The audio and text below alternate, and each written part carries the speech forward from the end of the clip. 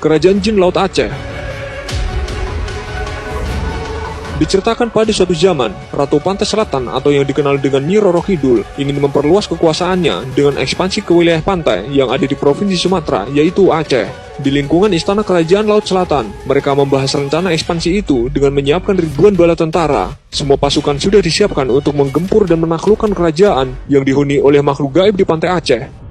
Dengan bala tentara yang disiapkan, mereka ngeluruk atau invasi ke kawasan pantai Aceh. Pertempuran pun pecah. Kedua kubu kerajaan makhluk halus itu terlibat peperangan yang dahsyat. Semua ilmu dikerahkan untuk saling perang. Tidak disangka, makhluk gaib penguasa pantai Aceh ternyata bersekutu dengan jin penguasa Laut Merah. Ribuan bala tentara jin dari Laut Merah pun ikut berperang melawan pasukan dari pantai selatan. Setelah pertempuran terjadi antara pasukan Nyi Roro Kidul melawan pasukan penguasa Laut Aceh yang dibantu dengan tentara jin Laut Merah, Ratu Pantai Selatan akhirnya terdesak, tersudut, dan akhirnya mereka pun mundur dari peperangan.